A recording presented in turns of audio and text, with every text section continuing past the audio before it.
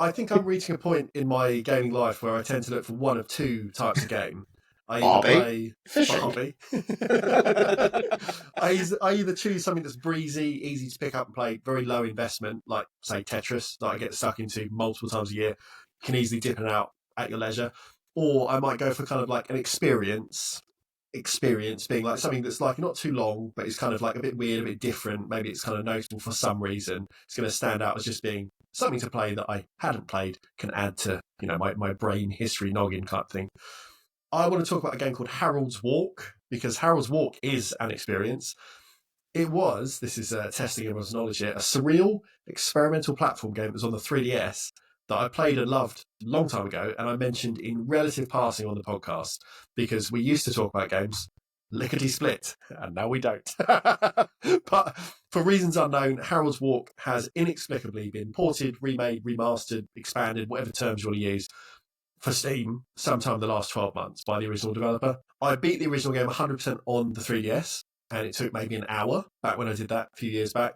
And as a measure of how much the game has grown, I didn't unlock the final ending in the PC port until close to 5 hours play, I think. And there's a time trial mode now, there's a challenge mode, which I've beaten, further extending the length of this previously diminutive handheld thingy. But I liked it on the 3DS, and I really, really liked it on Steam. So I would recommend having a look if you like weirdo games.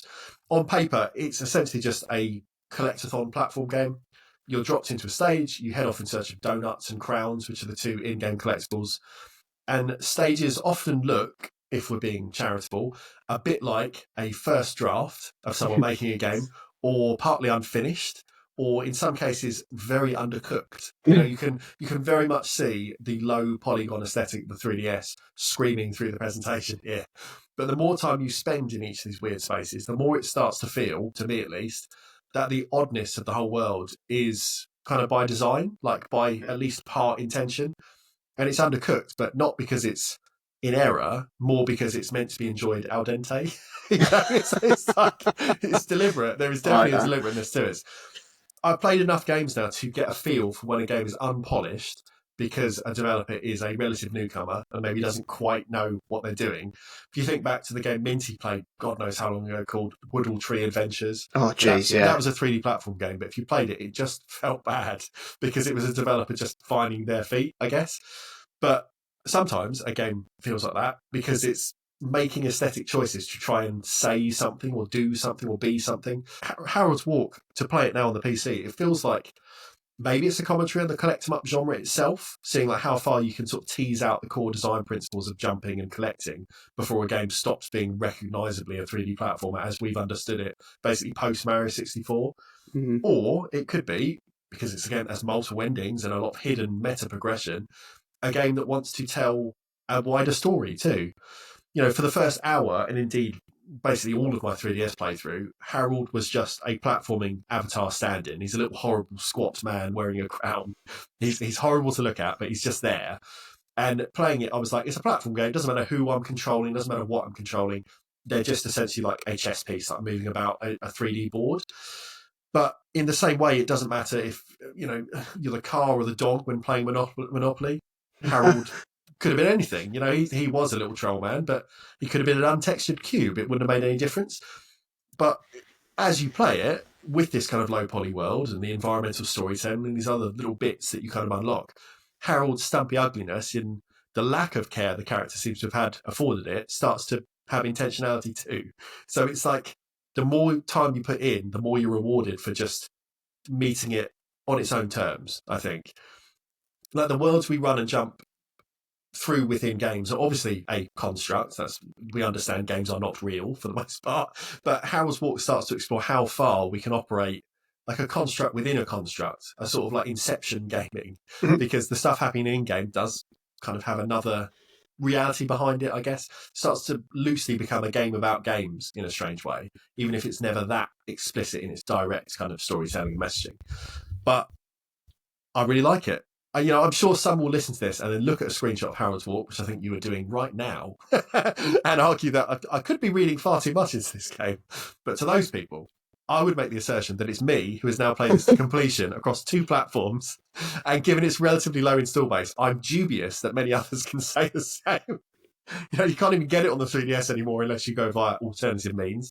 And on Steam, I can't imagine it's sold like gangbusters. This is a very niche product. 27 reviews. I think I'm one of them, or if I haven't been, I will be the 28th later.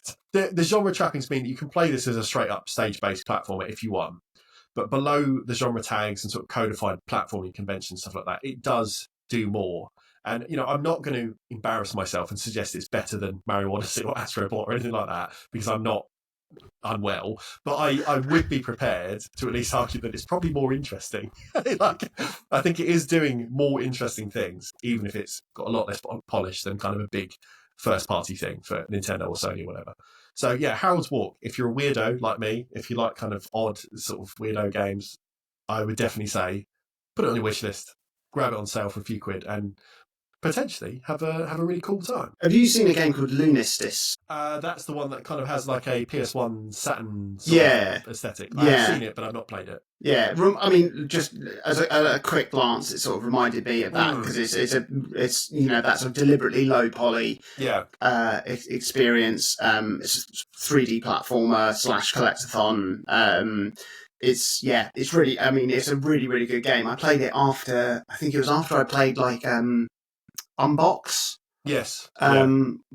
Which, you set me as a task to play 6 years ago or so. Feels like it. I don't know if Lunistis has got any deeper themes. I don't know if you'll play it and come back and say, it's a really good commentary on apartheid.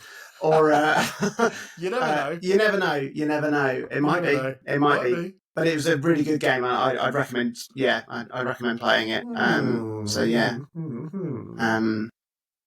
Yeah, God, Harold's Walk is ugly, isn't it? Oh, yeah. Yeah, it's disgusting. But I love it. It's like, intentionally, like, clip art. Yeah. I mean, it extends to the music as well. The soundtrack is somewhere between grating and incredible.